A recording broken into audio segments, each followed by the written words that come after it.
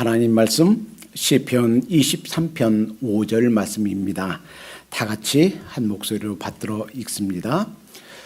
주께서 내 원수의 목전에서 내게 상을 차려주시고 기름을 내 머리에 부으셨으니 내 잔이 넘치나이다. 아멘. 기름으로 내 머리에 바르셨으니 이제 겨우 내내 가까운 목장에서만 풀을 뜯던 양들은 봄에 날씨가 따뜻해지고 이제 따뜻한 바람이 불어오면서 이제는 먼 곳에 있는 목초지까지 초장까지 목자가 인도해서 나들이를 하게 됩니다. 목자의 인도를 따라서 양들은 계곡을 지나고 산을 넘고 또 물을 건너서 높은 곳에 있는 목장에 도달합니다. 그곳에는 깨끗하고 아주 맑은 물이 흐르고 있습니다. 새벽 이슬에 잘 자란 아름답고 연한 그런 새싹들, 새풀들이 그 양들을 기다리고 있습니다. 연하고 파릇파릇한 풀들이, 아주 신선한 풀들이 그 양들을 살찌기 위해서 기다리고 있습니다. 그곳에서 양들은 아무런 문제가 없이 언제까지고 그냥 평화롭게 즐겁게 행복하게 지내고 싶지만 그 양들의 희망사항은 결코 오래가지 않습니다. 비록 그곳에 미리 목자가 와서 그 뱀들도 제거하고 곰이나 표범, 사자 같은 맹수들을 막아주고 그리고 지키고 있지만 그 모든 긴 여정 동안 내내 그 양들에게 몸에 붙어서 따라오는 사촌 녀석이 있어요. 누군가? 파리예요. 이 파리가 몸에 이 파리 붙어 다니는 사람이 무섭다고 그러잖아요. 기는 사람 위에 뛰는 사람이 있고, 뛰는 사람 위에 나는 사람이 있고, 나는 사람 위에 붙어 다니는 사람이 있다고. 이 파리들은 날 필요가 없어요. 그냥 그 양들 몸에 탁 달라붙어 있으면 양이 10리 가면 파리도 10리 가고 100리 가면 이 파리도 100리 가고 가만히 붙어 있으면 따라가는 거예요. 그런데 그냥 가만히 붙어 있기만 하는 게 아니고 이 양들의 그 살갗에, 연한 살갗에 거기다가 입을 받고 피를 빨아먹는단 말이에요. 그러면 이 양들은 막 개려워서 돌에다가 긁습니다. 나뭇가지에다가 막 문지릅니다. 그러면 그 문지른 부분에 잠시 개려운 것은 해결이 되는데 상처기가 나요. 살점이 떨어져요. 그러면 그곳이, 날씨는 따뜻해지죠. 그리고 거기에서 나온 진물을 자꾸 빨아먹죠. 그리고 거기에다가 파리가 그 알을 놓아놔서 그 피부에서 알이 부화해서 자란단 말이에요. 그러니 얼마나 괴롭고 간지럽고. 그러니까 이 파리들 때문에 이 양들은 고충이 말이 할 수 없어요. 뿐만 아니라 이게 오랫동안 그 먼 길을 여행하면서 다리나 몸 이런 피부에 생긴 이런 염증들은 자꾸 덧나기 시작합니다. 그리고 딱지가 앉았다가도 자꾸 이렇게 돌에다가 비비고 나무에다가 비비고 하면서 그 딱지가 떨어지면서 점점 더 상처가 더 번져가는 거예요. 그러면 이 양들에게는 먹을 것이 풍부하고 위험한 이 맹수로부터 목자가 지켜주고 있어도 그래도 이 몸이 스스로가 너무 괴로워서 견딜 수 없는 상태가 됩니다. 그러면 이 목자는 금세 그 양들의 어려움을 알아챕니다. 그리고 자꾸 파리가 앉아서 눈에 앉아서 빨아먹어서 자꾸 눈곱이 지고 머리에 자꾸 앉아서 머리가 막 짓무르고 그러면 거기에다가 기름을 발라줍니다. 기름을 발라주고 필요하면 그 상처난 부위에다가 기름을 듬뿍 적셔서 상처뿐만 아니라 그 주위까지 다 발라줍니다. 만약에 온 몸이 다 헐고 개려워서 그러면 아예 큰 기름통에다가 붕덩 담갔다가 꺼내줍니다. 그러면 그 기름 때문에 더 이상 그 파리가 빨아먹지 못합니다. 상처 부분이 그 가렵던 부분이 가렵지 않고 잘 아물기 시작합니다. 꼬들꼬들 아물기 시작해요. 이 기름, 이 목자가 발라주는 기름이 이 양들에게는 말할 수 없는 천연의 치료제요, 회복제가 됩니다. 기름, 구약에서 기름을 누구에게 부었는가? 기름 붓는다, 구약에서 기름 붓는다 하는 것은 안수한다. 기름만 그냥 붓는 게 아니고 기름 붓고 안수한다 하는데 세 가지 경우에 그런 일이 있었어요. 하나는 제사장, 프리스트, 또 선지자, 프로핏, 그 다음에 왕, 킹. 그 사람을 선지자로, 제사장으로, 왕으로 하나님께서 특별히 구별해서 뽑아서 하나님이 임명하신다. 하나님이 함께 하시고 하나님이 세우시는 하나님의 일꾼이다. 라는 의미로 선지자와 제사장과 왕을 세울 때 기름 붓고 안수를 했습니다. 이렇게 한 사람, 즉 기름 부음 받고 안수 받은 사람은 그 사람은 하나님의 특별 대상이고 하나님이 특별히 직접 관리하시는 그런 하나님의 사람이다라고 하는 것을 하나님께서 인정하시는 거예요. 이러한 기름 부음 받은 사람들은 비록 그 사람들이 잘못한다 할지라도 함부로 해서는 안 됩니다. 다윗이요, 어느 날 자기 어렸을 때 자기가 원해서가 아니에요. 어느 날 아빠가 불러서 가보니까 사무엘 선지자님이 와 계셔. 그리고서는 난데없이 기름 붓고 안수하더니 얼른 자리를 떠나버립니다.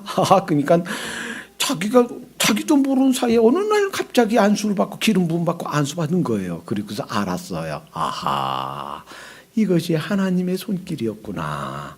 그리고 나서 하나님의 역사, 특별한 관리 대상이 바로 다윗이다 하는 것을 본인도 알았고 그 가족도 알았어요. 사무엘 선지자도 알았어요. 그리고 나서 말할 수 없는 이제 고난의 세월이 시작됩니다. 이제 까닭 없이 이유 없이 이 어린 다윗을 죽이기 위해서 사울 왕이 군사를 보내고 쫓아다닙니다. 그리고 이 사울 왕을 죽일 수 있는 기회가 다윗에게 주어집니다. 그때 다윗이 뭐라고 하나요? 시편 105편 15절에 보면 이런 말씀이 있어요. 나의 기름 부은 자를 만지지 말며 나의 선지자를 상하지 말라. 왜냐하면 하나님께서 직접 돌보신 사람이에요.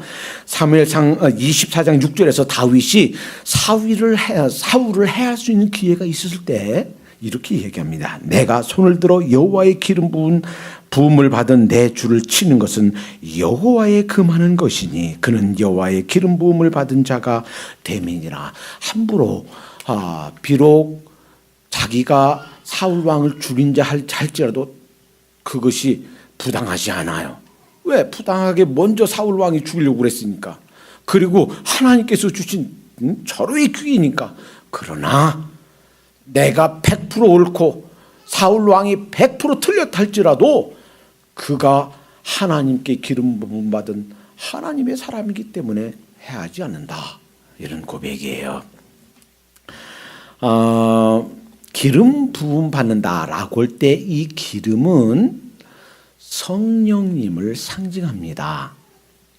기름 부음 받고 안수함 받는다는 것은 이제부터 성령님이 삼위일체 대신 성령 하나님이 그와 함께 하신다 라고 하는 것을 의미해요.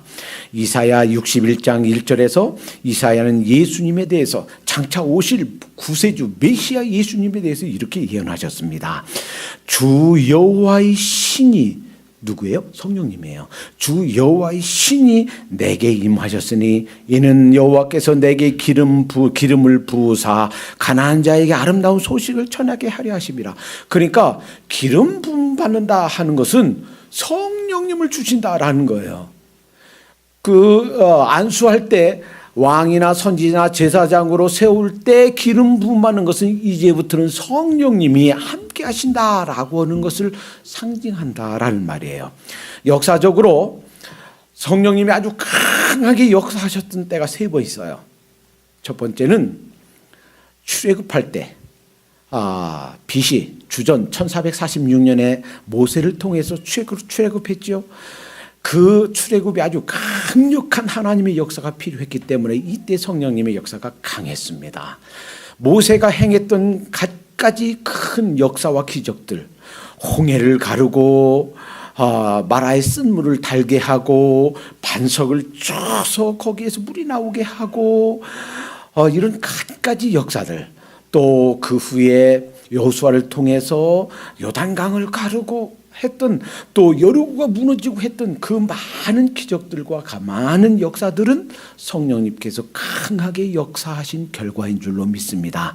또 한 번은 이제 통일 왕국인 이스라엘이 남유다와 북이스라엘로 나눠졌습니다. 그런데요, 사실은요 12지파 중에서 10족속이 북이스라엘에 속하고 2지파만 남유다에 속했어요. 그러니까 하나님의 나라에서는 이게 다수결이 아니에요. 더 많은 사람들이, 더 많은 지파가 있다고 해서 다수결이 옳은 게 아니에요.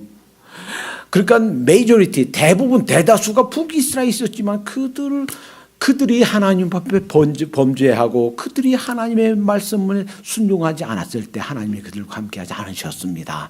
하나님의 손길, 하나님의 메시아 계보는 남유다 2지파밖에 없지만 남유다 쪽으로 흘러갔습니다. 결국 이 북이스라엘이 역사상에 사라질 위기가 다가올 때 BC 722년에 망했죠. 그 전에 하나님의 사람 엘리야와 엘리사를 통해서 많은 기적과 역사들, 그러니까 사실은 지금까지도 그러한 역사와 기적들이 흔치가 않았단 말이에요. 죽은 사람이 일어나고, 아니 도끼 그 쇠가 물 속에 들어가는데 거기서 쇠가 물 위에 둥둥 뜨고, 이게 이러한 기적들이 이게 이를테면 자연의 법칙을 거스리는, 자연의 법칙을 뛰어넘는 그러한 많은 기적과 이사들이 바로 그때 일어났어요. 또 하나, 이스라엘 역사 중에, 그리고 교회 역사 중에 이제 예수님이 세상에 오시고, 그리고 이제 예수님이 세상에 가시고 본격적으로 성령님의 역사가 시작되는 시기가 오는 시점에 성령님께서 강하게 역사하셨습니다. 이 성령님께서 강하게 역사하시는 때는, 그 시작은 바로 예수님의 출생과 예수님의 지상사역과 예수님의 가심으로 시작이 되었어요. 그러니까 이 세 번 역사상 아주 강력하게, 전무후무하게 강력하게 성령님께 역사하신 세 번이 출애굽 때, 엘리야의 엘리사 때, 그리고 초대교회 때, 그 예수님이 지상사역 때, 그리고 직후에. 그런데 이 세 번째 성령님께서 강하게 역사하실 때 출발점은 바로 예수님의 이 지상 사역으로부터 시작됐는데, 예수님이 출생할 때, 예수님이 잉태하실 때 누가복음 1장 35절에서 천사가 이렇게 말씀해 주셨어요. 천사가 대답하여 가로되 성령이 내게 임하고 지극히 높으신 이의 능력이 너를 덮으시리니. 누구에게? 마리아에게, 처녀 마리아에게, 아직 남자를 알지 못하는 마리아에게 천사가 전해준 메시지가 바로 그거예요. 성령님이 너를 덮을 거다. 성령님이 내게 임할 거다. 그 성령이 내게 임하고 지극히 높으신 이의 능력이 너를 덮으시리니 그러므로 나실 바 거룩한 자는 하나님의 아들이라 일컬음을 받으리라. 성령님으로 인해서 내가 아기를 가지게 될 것이다 라는 거예요. 이제 예수님이 만 30세가 되셔서 공생애를 시작하기 직전에 침례를 받았습니다. 침례를 받고 물에서 나오는데 하늘이 열리는 거예요. 아마도 그 자리에 있었던 제자들을 위해서 이런 현상을 나타내 주신 줄로 믿습니다. 누가복음 3장 21절 22절에 백성이 다 침례를 받을 때 예수도 침례를 받으시고 기도하실 때에 하늘이 열리며 성령이 형체로 비둘기같이 그 위에 강림하시더니 하늘로서 소리가 나기를 너는 내 사랑하는 아들이라 내가 너를 기뻐하노라 하시니라. 물론 그러면 그 전에는 성령님이 안 계셨나요? 계셨어요. 그리고 본질상 성부 하나님, 성령 하나님, 성자 하나님 같은 한 분이세요. 그러나 이제 본격적으로 예수님이 지상사역 공생애를 시작하신다라고 하는 이를테면 터닝 포인트를 분기점을 보여주시기 위해서 성령님이 전폭적으로 예수님과 함께 하신다 하는 것을 보여주기 위해서 성령님이 예수님께 임하는 것을 시각적으로 볼 수 있게 해주신 줄로 믿습니다. 뿐만이 아닙니다. 예수님이 세상 지상 사역 도중에 누가복음 4장 18절 19절에 보면 이렇게 말씀하십니다. 주의 성령이 내게 임하셨으니 가난한 자에게 복음을 전하게 하시려고 내게 기름을 부으시고 나를 보내사 포로된 자에게 자유를, 눈먼 자에게 다시 보게 함을 전파하며 눌린 자를 자유케 하고 주의 은혜의 해를 전파하게 하려 하심이라 하였더라. 그러니까 예수님의 사역도 성령님 오셔서, 성령님이 무엇으로 상징되어 있자고요? 기름 부음으로. 기름 부었다라고 하는 것은 성령님이 임하셨다라는 거라고요.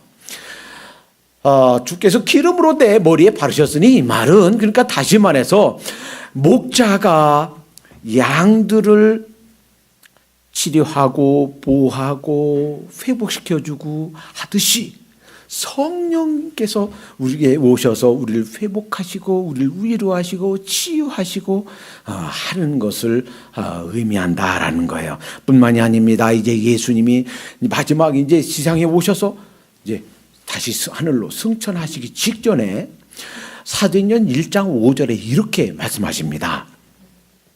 요한은 물로 침례를 베풀었으나 너희는 몇 날이 못되어 성령으로 침례를 받으리라. 예수님이 지상에 계실 때 내가 간 다음에 성령을 보내주실 거다 약속해 주셨어요. 그리고 떠나기 직전에 예루살렘 떠나지 말아라. 그리고 기다려라. 그러니까 우리가 사역하기 전에, 주님을 위해서 일하기 전에 먼저 해야 될 것은 빨리 가서 일부터 하고 직분부터 감당하는 게 그 문제가 아니고 그 전에 뭐가 성령님이 임하셔야 된단 말이에요. 예수님께서 성령님 보내주겠다. 요한의 침례, 물침례가 아니라 성령님으로 침례는 뭐예요? 물속에 푹 잠기는 거예요. 물속에 내가 장사 지내는 거예요. 물속에 나는 더 이상 없어지는 거예요. 이렇듯이 성령님으로 침례를 받을 거다. 이것이 약속이었어요. 신약에 와서 예수님 가시고 난 뒤에 신약에 와서 이 기름 부음에 대해서 이렇게 야고보서 5장 14절에 이렇게 말씀해 주셨습니다. 너희 중에 병든 자가 있느냐? 저는 교회의 장로들을 청할 것이요 그들은 주의 이름으로 기름을 바르며 위하여 기도할지니라. 병든 자를 장로, 여기서 장로는 오늘날 우리 말하는 장로가 아니에요. 여기서 장로는 성경에 나오는 장로는 전부 다 목회자입니다. 목회자, 감독, 장로, 목사, 이것은 같은 말이라, 같은 직분이라고요. 지금 오늘날 같은 그 장로 직분 같은 직분이 신약성경에 나오지 않습니다.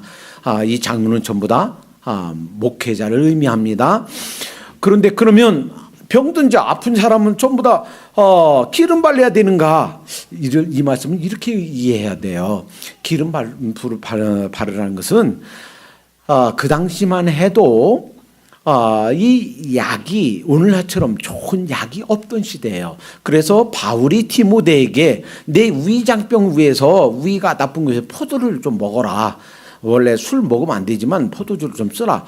그것은 지금처럼 현대의학이 발달되기 전이었기 때문입니다. 지금도 그럼 아이고 저는 위가 좀 시원찮아서 지금 포도 좀 먹어야 돼요. 그럴 필요가 없어요.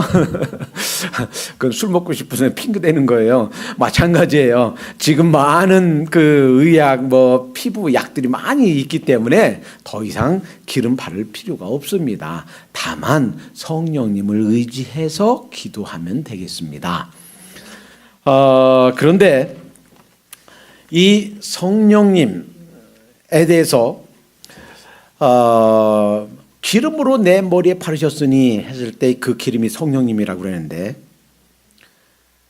우리 교회 현대교회에서 가장 오해를 많이 받는 교리가 성령론입니다. 가장 정리가 안 돼 있는 교리가 성령론입니다. 미국 사람도 마찬가지, 한국 사람도 마찬가지, 가장 잘못 성경을 가르쳐지고 있는 부분이 성령님에 관한 가르침입니다. 가장 제대로 된 책이 정리가 안 돼 있는 부분이 성령론에 관한 부분입니다. 성령론에 관한 부분에 있어서 특히 우리 한국 크리스찬들에게 오류, 잘못된 부분이 두 가지입니다. 하나, 첫 번째는 성령님 하면, 성령 하면 무조건 뭐와 연관되는가? 은사, 그리고 방언과 통역, 이것과 연관지어서 생각한다라는 거예요. 또 하나는 믿는 것과 성령 받는 것을 구분해서 생각한다 하는 거예요. 자, 지금부터 잘 들으시기 바랍니다. 주목하시기 바랍니다. 오늘날 우리 한국의 많은 목회자, 현직 목회자들이 가장 많이 벤치마킹하는 즉 설교를 준비하고 평소에 자기의 신학을 형성하고 하기 위해서 많이 읽는 책 중에 하나가 영국의 마틴 로이드 존스 목사입니다. 이 양반은 원래 의사였다가 나중에 신학하고 목회자가 돼서 영국의 대표적인 목회자 중에 하나인 웨스트민스터 채플의 담임 목회자로 오랫동안 사역했던 대단히 이름 있는 분이에요. 그러나 이분은 MDB까지만 공부했습니다. 그런데 이분이 가르치는 것 중에 다른 건 몰라도 이 성령론은 대단히 위험합니다. 잘못되어 있습니다.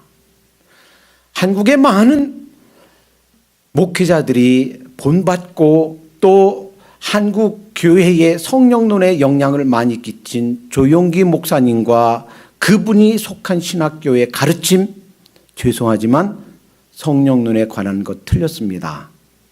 한국 개신교 중에 많은 지도자적인 역할을 감당했던 지금은 돌아가신 온누리교회 하영조 목사님 성령론이 잘못됐습니다. 틀렸습니다.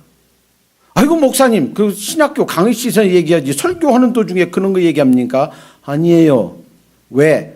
성경을 잘못 가르쳤고 그것이 지금 현재 대한민국의 많은 크리스찬들의 성령론을 잘못 인도했기 때문입니다.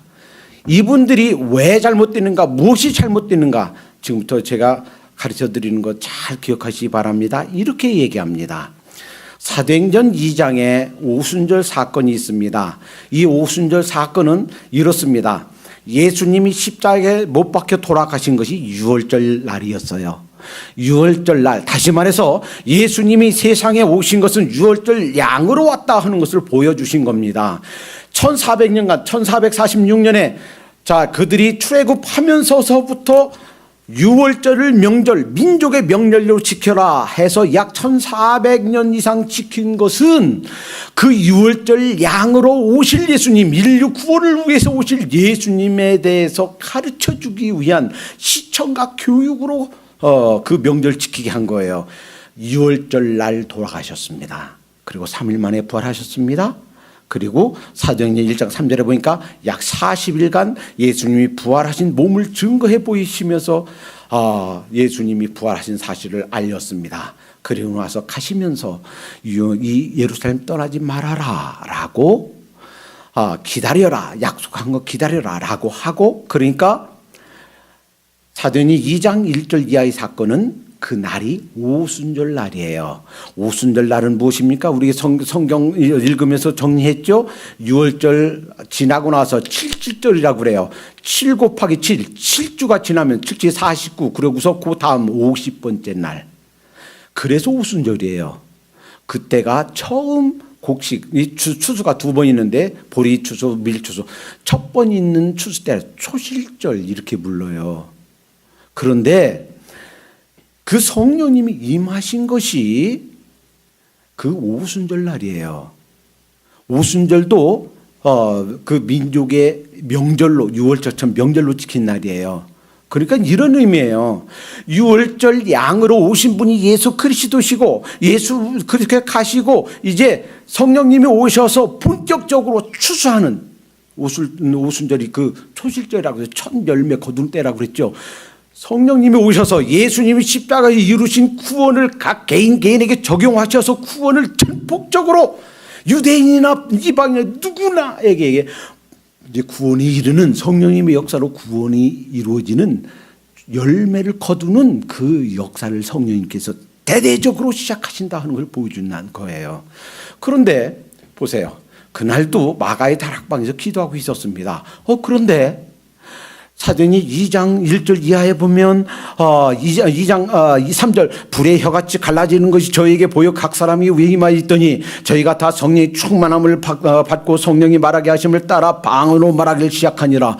갑자기 하늘에서 여러분 벼락칠 때 번쩍하죠. 하늘에서 그 불빛이 확 나와서 쫙 갈라지죠. 보셨어요? 번개치는 거? 그렇듯이 시각적으로 보도록 불의 혀같이 딱 갈라지는 게 보였단 말이에요. 그러니까 성령님이 임하시는 것이 보게 된 거예요. 그리고 강하고 급한 바람 같은 소리가 있어. 소리가 났고 들을 수 있고 눈으로 보게끔 성령님이 임하신 거예요. 사실 그럴 필요도 없었어요. 그런데 이제 오순절날 예수님이 살아계실 때 약속하신 것, 성령님으로 침례 받게 되는 것, 성령님이 임하시는 것, 이것을 이제 성령님이 시대가 도래됐다라는 것을 알기 위해서 우리에게 가르쳐주기 위해서 이렇게 시청각적으로 보이도록 임하신 줄로 믿습니다. 이제 이 목사님들이 이렇게 얘기하는 거예요. 이때 사람들, 성령 받은 사람들, 이 사람들이 불신자였느냐? 아니다. 벌써 이제 유다 대신에 마띠아 뽑았고 12제자들이 있고 그 120분도 있고 많은 제자들이 이미 그들 예수님 믿고 구원받아서 크리스찬이 되어 있는 사람들이다. 그 다음에 그런 일이 있고 나서 조금 지나서 사도행전 8장에 가면 이제 7장에서 핍박이 일어납니다. 스데반 집사님이 돌에 맞아 순교당하고 그리고 핍박이 일어나서 사도들 위에는 다 떠났다고 그래서 다른 지역으로 다 흩어졌습니다. 흩어져서 막 전도를 시작하는데 그 사마리아 지역 사마리아는 다른 이방 민족과 결혼해서 이를테면 혼혈족이에요. half 여기 반 anti란 반이 아니고 half 반쪽이란 의미예요. 엄마가 유대인이고 아빠가 외국인이거나 이방인이거나 반대로 아빠가 유대인이고 엄마가 외국인이거나 이렇게 해서 반쪽 그 피가 섞인 혼혈족이에요. 그 사람들은 유대인으로 쳐주지 않았어요. 니네들은 이게 타락한 유대인이 아닌 이방인들이야. 그렇다고 완전 이방인도 아니고 그래서 자기들끼리 모여 살았던 half 유대인들이 살던 사람들이에요. 그런데 그곳에서 빌립 사람이 가서 복음을 전하니까 그들에게 성령이 임한다. 복음을 받는다. 그 이스라엘 유대인들 개념에는 이게 충격적인 사실이에요. 왜? 구원은 유대인들만 받아야 되는데 하나님의 백성들만 받아야 되는데 half 유대인은 사마리아 사람들에게 복음이 임한다 하는 사실을 듣고 대표자를 보냈습니다. 베드로와 요한을 보냈습니다. 가서 보니까 예수님 믿고 있어요. 그래서 그들에게 안수하니까 그 부분 제가 그냥 읽어드릴게요. 사도행전 8장 14절 예루살렘에는 사도들이 사마리아도 하나님의 말씀을 받는다 함을 듣고 베드로와 요한을 보내매 그들이 내려가서 저희를 위하여 성령 받기를 기도하니 이는 아직 한 사람에게도 성령 내리신 일이 없고 오직 주 예수 이름으로 침례만 받을 뿐이더라. 이 두 사도가 저에게 안수함에 성령을 받는지라. 그거 봐라. 안수하니까 그들도 성령 받거든요. 이것이 사실은 12사도에게도 예루살렘 교회에게도 충격이었습니다. 왜? half 유대인도 구원받네? 그들에게도 성령이 임하네?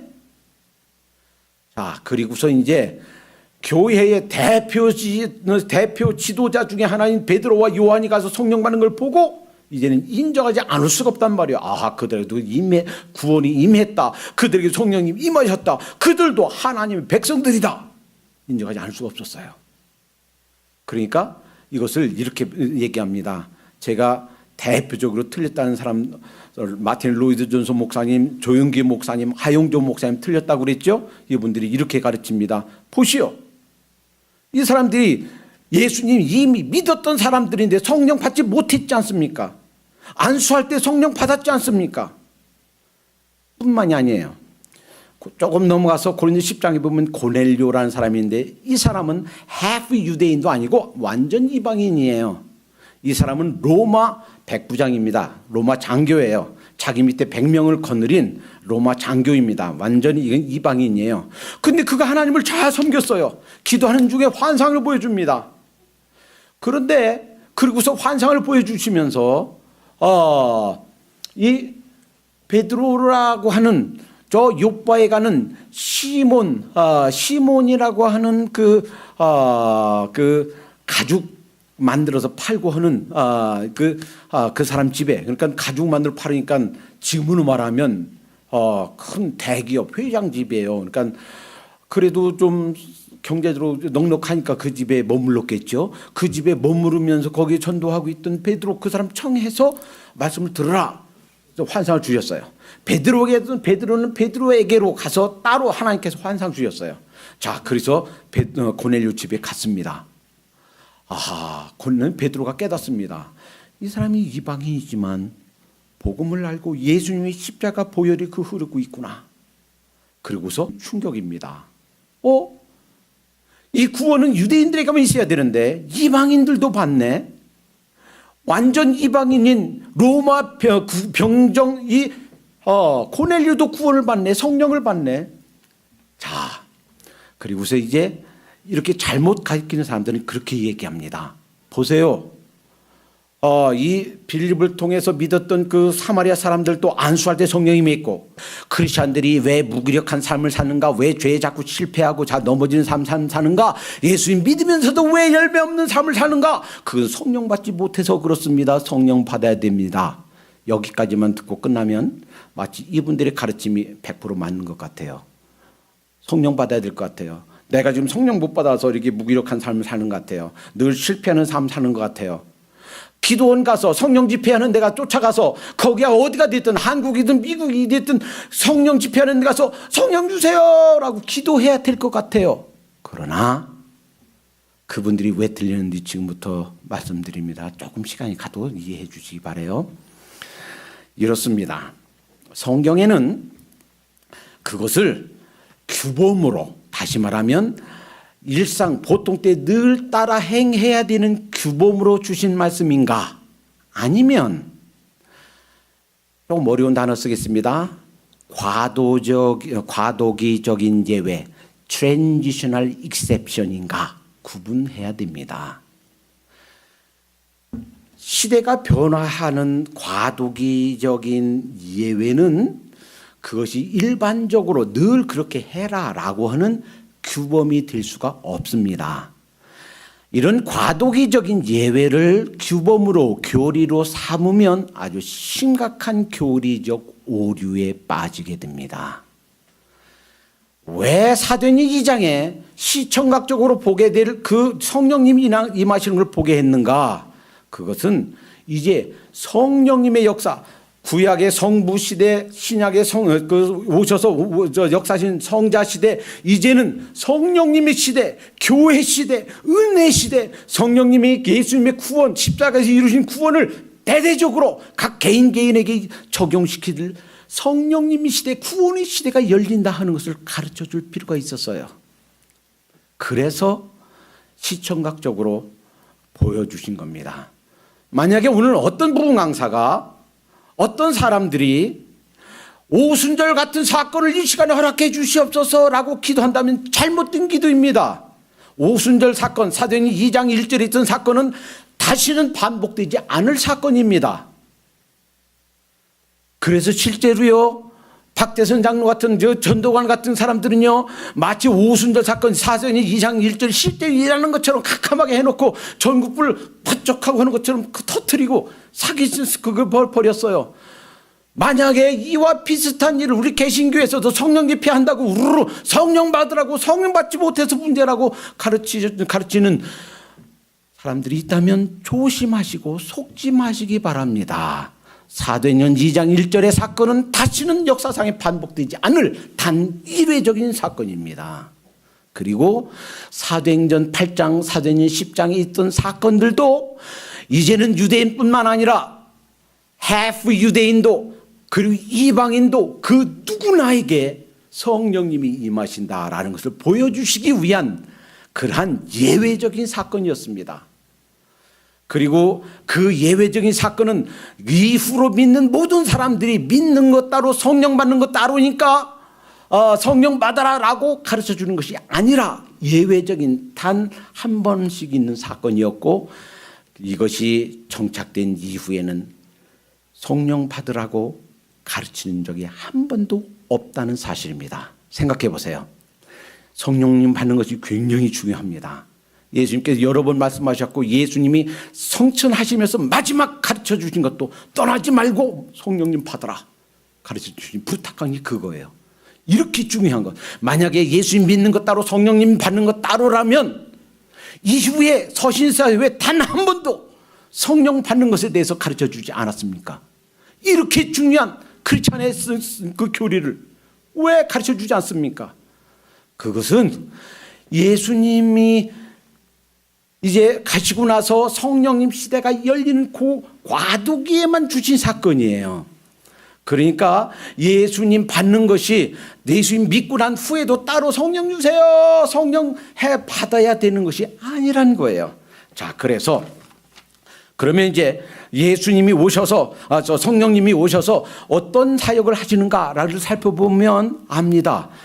예수 성령님이 기름으로 내 머리에 바르셨으니 했을 때 성령님이 하시는 사역 많이 있지만 대표적인 것 신학교 강시 아니니까 우리 삶과 중요한 것만 연관해서 살펴보면 다른 것 같습니다. 첫 번째, 영혼을 구원하시는 일을 합니다. 그 영혼이 어떻게 구원받는가? 성령님의 역사로 구원받는다 하는 거예요. 요한복음 3장 5절부터 6절까지 니고데모에게 예수님이 가르쳐 주신 말씀 중에 이렇게 말씀하셨습니다. 예수님께서 대답하시되 진실로 너에게 이르노니 사람이 물과 성령으로 나지 아니하면 하나님 나라에 들어갈 수 없느니라. 물과 성령으로 나야 된단 말이에요. 그러니까 어떤 사람이 정말 내가 구원받았다, 내가 정말 born again 중생했다, 내가 하나님의 자녀가 됐다라고 한다면 그 사람은 성령님으로 다시 난 줄로 믿습니다. 디도서 3장 5절부터 7절에 이렇게 말씀하십니다. 우리를 구원하시되 우리의 행한 바 의로운 행위로 말미암지 아니하시고 오직 그의 긍휼하심을 쫓아 중생의 씻음과 성령의 새롭게 하심으로 하셨나니. 그러니까 어떤 사람이 구원받았다 하는 것은 그냥 결코 그냥 되는 게 아니에요. 강력한 죄의 진을, 사탄의 진을 파하는 거예요. 나는 그저 그 평범하게 예수 믿은 것 같지만 아니에요. 내가 구원받았다면, 하나님의 백성이 되었다면 성령님의 강력한 역사, 이미 그 순간에 성령 침례를 받은 줄로 믿습니다. 그 순간에 성령님이 임하시는 줄로 믿습니다.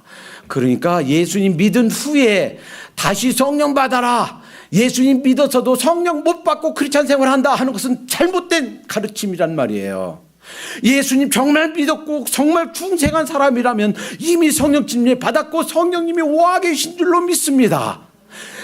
그것이 왜 이렇게 중요한가? 그 잘못된 가르침 때문에 이미 성령님이 와 계신데도 모르고, 그것도 모르고 성령 주세요, 성령 주세요 한단 말이에요. 그리고 잘못된 것을 그것이 내가 성령 받았구나. 그래서 어떤 한때는요 그렇게 가르쳤어요. 잘못된 그 교단에서 이렇게 가르쳤어요. 구원받은 거 성령 받아야 된다. 성령 받은 거 그 표적이 뭐냐? 방언 받아야 된다. 방언 못 얻는 사람 그 성령 안 받은 거야. 실제로 그렇게 가르쳤습니다. 틀렸습니다. 성경에서 그렇게 말하지 않고 있습니다.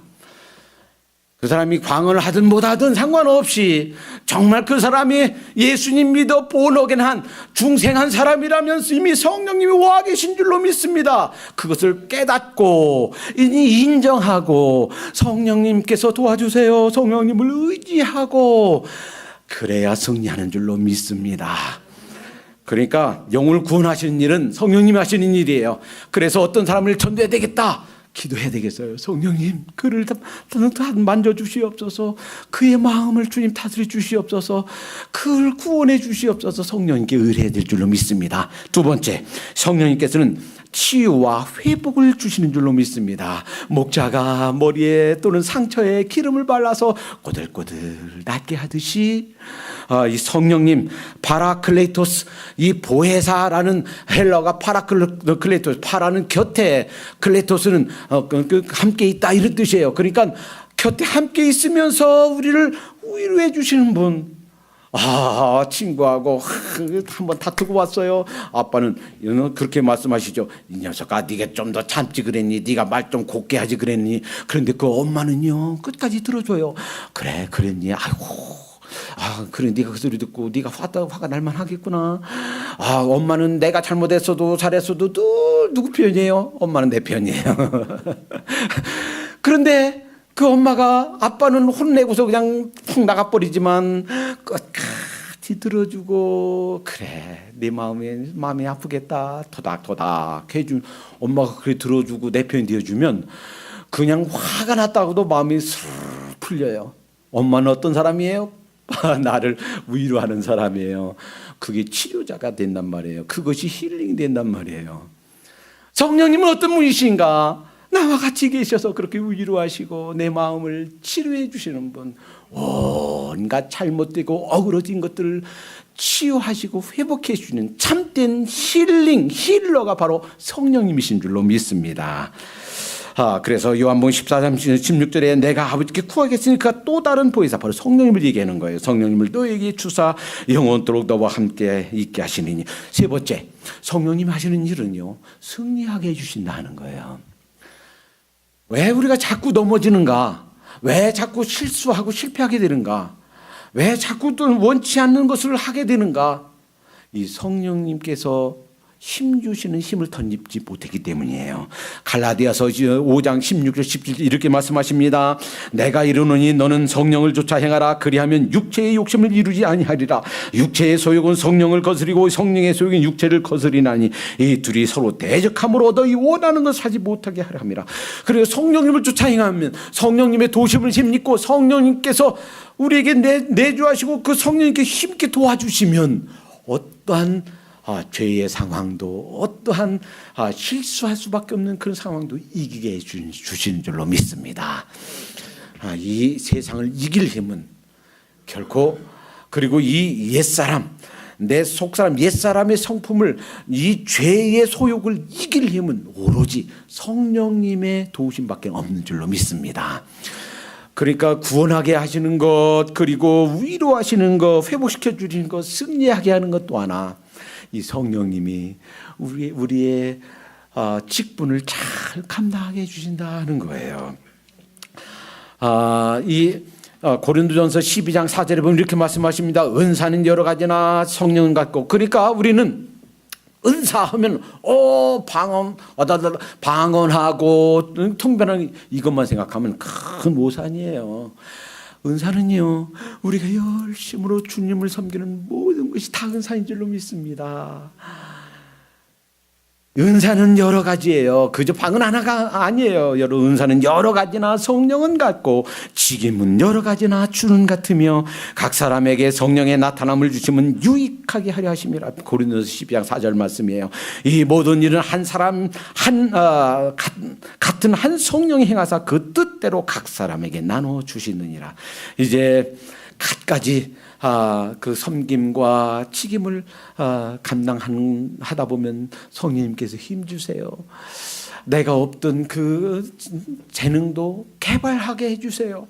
잘 몰랐던 것도 잘하게 해주세요. 이 모든 것이 성령님께서 은사로 주시는 것인 줄로 믿습니다. 이 사명을 끝까지 잘 감당하기 위해서는 성령님을 의지해야 되겠습니다. 에베소서 4장 11절 12절에 그가 혹은 사도로 혹은 선지자로 혹은 복음 전하는 자로 혹은 목사와 교사로 주셨으니, 이러한 모든 직분을 주신 것 누가? 하나님께서 주신 거란 말이에요. 내가 원해서 이것도 하고 저것도 하는 것 같지만 사실은 하나님께서 우리에게 맡겨주신 줄로 믿습니다. 왜 그렇게 하셨는가? 이는 성도를 온전케 하며 봉사의 일을 하게 하며 그리스도의 몸을 세우려 하심이라. 여러분, 옛날 그 목자들이 기름을 발라서 양을 보호하고 치유하고 그 안정을 주었던 것처럼 성령님께서 우리와 함께 하시고 이미 우리에게 와 계신 줄로 믿습니다. 이제 그것을 깨달으십시다. 그 말씀대로 성령님이 우리에게 와 계시고 더 이상 성령 주세요 라고 기도할 필요가 없어요. 크리스찬에게 이미 와 계세요. 우리 안에 계신 성령님이 나 이미 너에게 와 있다. 왜 또 달라고 그러니? 성령님이 그러실 거란 말이에요. 내게 와 계신 성령님 감사합니다. 인정하고 성령님 도와주세요. 내 안에 거하신 성령님께 의뢰하고 그 성령님께 결정권을 내어드리고 성령님께서 힘 주시기를 간구하고 그분을 따라 행하십시다. 그럴 때 성령님께서 우리 아픈 마음 만져주실 겁니다. 그 성령님께서 우리의 모든 그 상처들을 싸매 주실 줄로 믿습니다. 끝까지 이 세상 마치는 순간까지 승리하도록 힘 주실 줄로 믿습니다. 기도합니다. 사랑의 하나님 감사합니다. 그 옛날 목자가 기름을 발라서 양을 치유하고 또 양의 회복을 허락하셨듯이 성령님께서 우리와 함께 하셔서 성령님께서 우리를 치유하시고 회복시키시고 힘 주시는 것을 감사합니다. 성령님께서 함께 하셔서 우리가 거듭난 줄로 믿습니다. 성령님께서 함께 하셔서 온갖 열매가 있고 또 치유가 되는 줄로 믿습니다. 하나님, 성령님을 인정하고 성령님께 도우심을 간구하고 성령님을 의지하고 성령님을 따라 삶으로 죄를 이기고 옛사람을 이기고 사탄을 이기고 이 세상을 이기는 삶을 살게 해 주시옵소서. 성령님에 대해서 말씀에 바로 깨달아 말씀 위에 설 수 있도록 인도해 주시옵소서. 예수님의 이름으로 감사하며 기도합니다. 아멘. 부르신 곳에서 나는 예배하네. 어떤 상황에도 나는 예배하네. 부르신